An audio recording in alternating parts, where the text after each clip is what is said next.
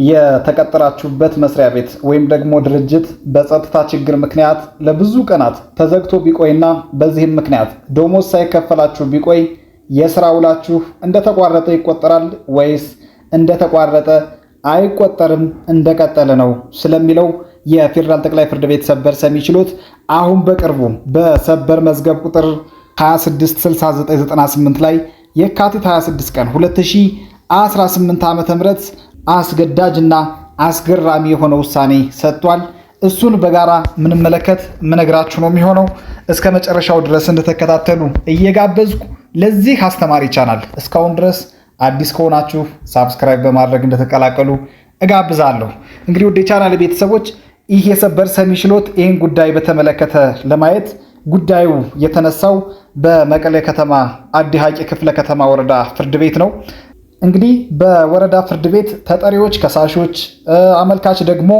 ተከሳሽ በመሆን ተከራክረዋል። እንግዲህ በወረዳው ፍርድ ቤት የተጠሪዎች ክስ በአመልካች ድርጅት ውስጥ በተለያዩ የስራ መደቦች ተቀጥረው ሲሰሩ የቆዩ ቢሆንም አመልካች ከጥቅምት 2013 ዓ.ም ጀምሮ ደሞዝና ጥቅማ ጥቅም ስላልከፈላቸው ከጥቅምት 2013 ዓ.ም ጀምሮ ክስ እስካቀረቡበት ጊዜ ድረስ ያለውን የ36 ወራት ውዝፍ ደሞዝና ጥቅማ ጥቅም እንዲከፈላቸው እንዲሁም ደግሞ የሥራ ልምድ ማስረጃ እንዲሰጣቸው እንዲወሰንላቸው ዳኝነት በመጠየቅ አዲ ሐቂ ክፍለ ከተማ ወረዳ ፍርድ ቤት ክስ አቅርበዋል። ለዚህም እንግዲህ ተጠሪ ድርጅት በከሳሾች በኩል በቀረበበት ክስ ምላሽ የሰጠ ሲሆን ምላሹም እንግዲህ ከጥቅምት 2013 ዓ.ም ጀምሮ ስራ ለመስራታቸውን ተጠሪዎች ሲሰሩበት የነበረው ፕሮጀክትም ታህሳስ 2013 ዓ.ም ላይ ይጠናቀቅ የነበረ ሆኖ ከጥቅምት 2013 ዓ.ም ጀምሮ በጦርነቱ ምክንያት ስራው ሳይሰራ ቆይቶ ከጦርነቱ በኋላም በፕሮጀክቱ ባለቤቶች ውሳኔ መቋረጡንና ስራው ባልተሰራበት ሁኔታ ደሞዝና ጥቅማ ጥቅም ሊከፈላቸው አይገባም በማለት እነዚህን ነገሮች በመጥቀስ በመልስነት ተከራክረዋል ማለት ነው። ከዚህ በመቀጠል እንግዲህ ፍርድ ቤቱ ይህ የአዲ ሐቂ የክፍለ ከተማ ወረዳ ፍርድ ቤት ማለት ነው ግራቀኙን ካከራከራቸውና የግራቀኙን ማስረጃዎች አስቀርቦ ከሰማ በኋላ ጥቅምት 2013 ዓ.ም ጀምሮ በትግራይ ክልል ውስጥ ጦርነት የነበረ ቢሆንም አመልካች በጦርነቱ ምክንያት ስራውን ለመስራት የማይችልበት ሁኔታ መኖሩን ካመነ በአዋጅ ቁጥር 1156/2011 አንቀጽ 17 እስከ 21 በተደነገገው መሰረት መወሰድ የሚገባቸውን ህጋዊ እርምጃዎች ያልወሰደ መሆኑን እንዲሁም ደግሞ የተጠሪዎችን የሥራ ውል በህግ አግባብ አቋርጦ ተጠሪዎቹን እስካላሰናበታቸው ድረስ የተጠሪዎችን ደሞዝ የመክፈል ግዴታ እንዳለበት ገልጾ ከህዳር 15 2013 ዓ.ም ጀምሮ ያለውን 34 ወራት ከ15 ቀን ውዝፍ ደሞዝ እንዲከፈላቸው ውሳኔ ሰጥቷል ማለት ነው። እንግዲህ ውድ ቻናል ቤተሰቦች የአሁን አመልካች እንግዲህ በዚህ የወረዳ ፍርድ ቤት ውሳኔ ቅር በመሰኘት ለመቀሌ ከተማ ከፍተኛ ፍርድ ቤት እንዲሁም ደግሞ ለትግራይ ክልል ጠቅላይ ፍርድ ቤት ሰበር ሰሚ ችሎት ይግባኝና የሰበር አቤቱታቸውን ያቀረቡ ቢሆንም ከፍተኛ ፍርድ ቤቱም ሆነ የክልሉ ጠቅላይ ፍርድ ቤት ሰበር አጣሪ ችሎት ይግባኛቸውንና የሰበር አቤቱታቸውን ሰርዘዋል። በመሆኑም እንግዲህ አመልካች ከላይ የተጠቀሰው በየደረጃው ያሉ የትግራይ ፍርድ ቤቶች የሰጡት ውሳኔ መሰረታዊ የህግ ስህተት ተፈጽሞበታል በሚል ለዚህ ለፌደራል ጠቅላይ ፍርድ ቤት ሰበር ሰሚ ችሎት አቤቱታቸውን የቅሬታ ነጥባቸውን አቅርበዋል። እንግዲህ የቅሬታ ነጥባቸውን በዋናነት ምንድነው? በትግራይ ክልል ከተቀሰቀሰው ጦርነት የተነሳ አመልካች ድርጅት ከጥቅምት 2013 ዓ.ም ጀምሮ ስራ ለመስራቱና ተጠሪዎች ይሰሩበት የነበረው ፕሮጀክትም ጦርነቱ ባይከሰት ኖሮ ታህሳስ 2013 ዓ.ም ይጠናቀቅ የነበረ መሆኑን በመጥቀስ ነገር ግን በጦርነቱ ምክንያት ሙሉ በሙሉ የተቋረጠ መሆኑ ተረጋግጦ ባለበት ሁኔታ ተጠሪዎች ለቋሚ ስራ እንደተቀጠሩ ተደርጎ ላልሰሩበት ስራ የ34 ወራት ከ15 ቀናት ውዝፍ ደሞዝ እንዲከፈላቸው መወሰኑ የአሰሪና ሰራተኛ ጉዳይ አዋጅ ቁጥር 1156/2011 አንቀጽ 54 ንዑስ አንቀጽ 1 ድንጋጌን የሚቃረንና ይህን ያላገናዘበ በመሆኑ መሰረታዊ የሆነ የህግ ስህተት ተፈጽሞበታል። ስለዚህ በዚህ የሰበር ሰሚ ችሎት ታይቶ ሊታረም ይገባዋል በማለት የሰበር ቅሬታቸውን የሰበር አቤቱታቸውን አቅርበዋል ማለት ነው። እንግዲህ ውድ የቻናሌ ቤተሰቦች በዚህም መሰረት እንግዲህ የሰበር ሰሚ ችሎቱ ያስቀርባል፣ አጣሪ ችሎቱ ያስቀርባል ብሎ ወደ ሰበር ሰሚ ችሎት የመራው ሲሆን የሰበር ሰሚ ችሎቱም እንግዲህ ጉዳዩን ተመልክቷል። እንግዲህ በትግራይ ክልል ጦርነት ከተቀሰቀሰበት ከጥቅምት 2013 ዓ.ም ጀምሮ ክሱ እስከቀረበበት ጊዜም ሆነ ከዛም አልፎ እስከ ዛሬ ድረስ አመልካች ድርጅት ስራ እየሰራ ለመሆኑና ተጠሪዎችም ስራ ለመስራታቸው በፍሬ ነገር ደረጃ በማስረጃ ጭምር የተረጋገጠና በተጠሪዎችም ያልተካሄደ ጉዳይ ነው። ድርጅቱ ስራ ያልሰራው ደግሞ ከጦርነቱ የተነሳ ስለመሆኑ በአመልካች ማስረጃዎች መረጋገጡ በስር ፍርድ ቤቶች ውስጥ ውሳኔ ላይ በግልጽ ተመዝግቦ ይገኛል። ስለሆነም በተያዘው ጉዳይ ተጠሪዎች ላልሰሩበት ስራ ደሞዝ እንዲከፈላቸው የተወሰነው አመልካች ከጦርነቱ የተነሳ ስራውን ለመስራት አለመቻሉን ካመነ በአዋጅ ቁጥር 1156/2011 አንቀጽ ከ17 እስከ 21 ድረስ በተደነገገው አግባብ ተገቢውን እርምጃ በመውሰድ ተጠሪዎችን ሊያሰናብታቸው ሲገባ ያላሰናበታቸው በመሆኑ የሥራ ውላቸው እንደቀጠለ እንደሚታመንና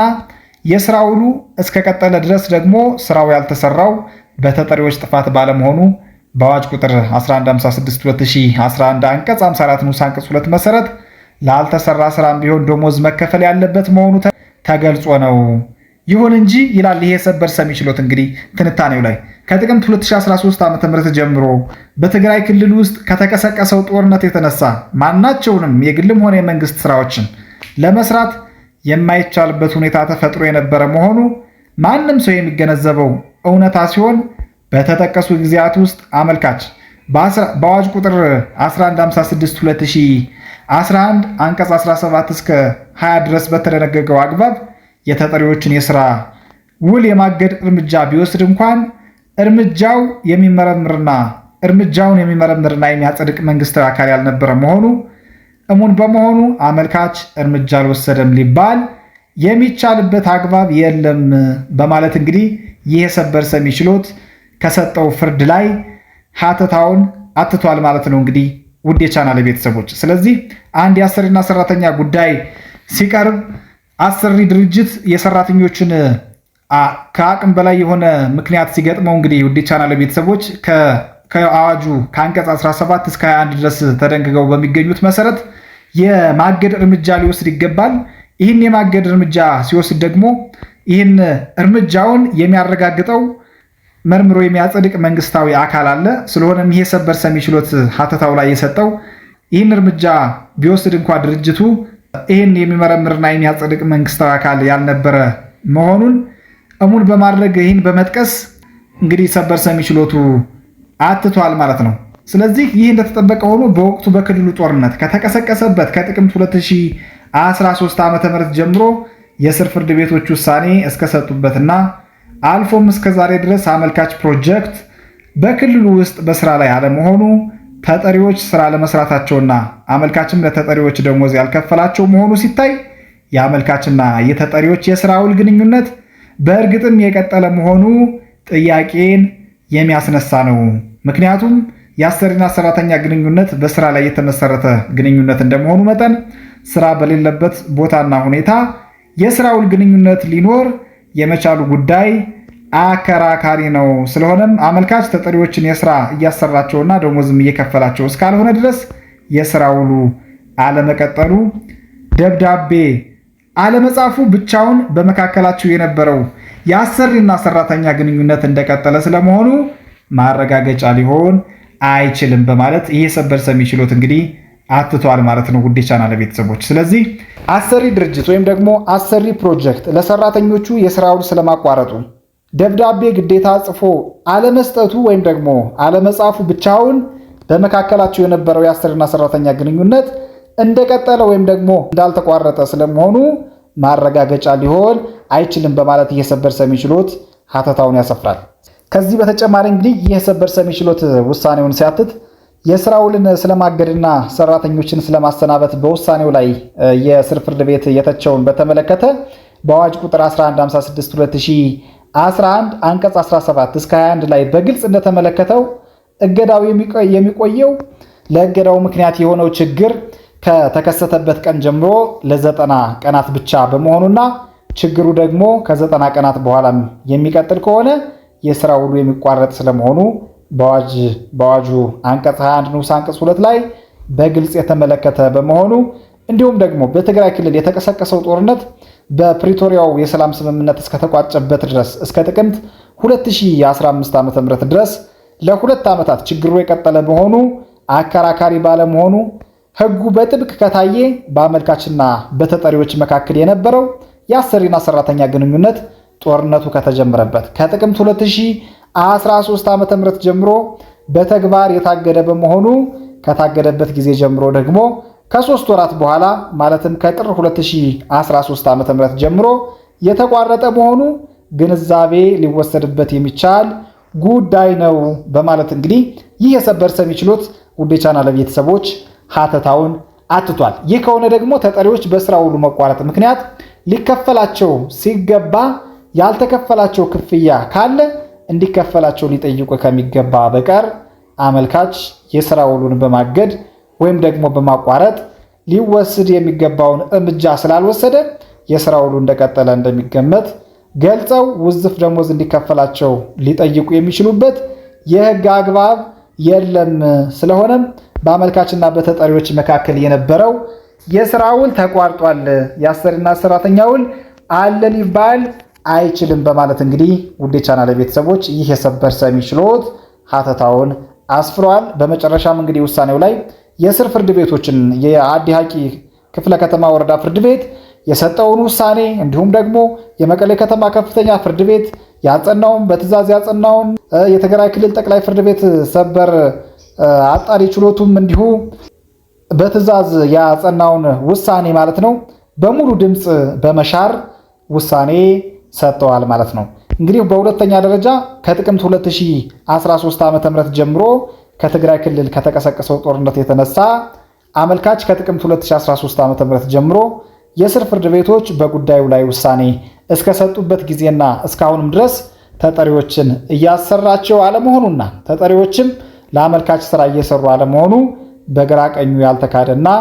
በማስረጃም የተረጋገጠ በመሆኑ አመልካች ላልተሰራው ስራ ለተጠሪዎች ደሞዝ ሊከፍላቸው አይገባም በማለት እንግዲህ ይህ የሰበር ሰሚ ችሎት ውሳኔ ሰጥቷል። አስገዳጅና አስገራሚ የህግ ትርጉም ሰጥቷል። ስለዚህ ውድ የቻናል ቤተሰቦች በጸጥታ ችግር ምክንያት ከ90 ቀናት በላይ ድርጅታችሁ ተዘግቶ የምትሰሩበት ድርጅት ተዘግቶ እንዲሁ ደሞዝ ሳይከፈላችሁ ከቆየ በመካከላችሁ ያለው የስራ ውል ህጉ በግልጽ እና ጠለቅ ብሎ ከታየ የተቋረጠ መሆኑን ይህ የሰበር ሰሚ ችሎት አስገዳጅ የህግ ትርጉም ስለሰጠ ጥንቃቄ ያስፈልጋል። ከ90 ቀናት በላይ የሚቆይ ከሆነ ከአሰሪ ድርጅት ጋር ኮሙኒኬት ማድረግ ያስፈልጋል። የስራ ውል ያልተቋረጠም በግልጽ ደብዳቤ ተጽፎ ከአሰሪ ድርጅት ስላልተሰጠኝ የስራ ውሉ እንደቀጠለ ነው ብሎ ፍርድ ቤት ያላግባብ ወጪዎችን ማውጣትም አስፈላጊ አይደለም። በዚህ መሰረት መብትና ግዴታችሁን አውቃችሁ ለወደፊቱም እንድትኖሩ ለወደፊቱም ስራችሁን እንድትሰሩ አሳስባለሁ። ለዛሬ የነበረኝ የህግ ምክርና ትንታኔ ይሄን ይመስል ነበር። በቀጣይ ጠቃሚ በሆነ የህግ ጉዳይ እስክመለስ ድረስ ቸር ሰንብቱ። ባባይ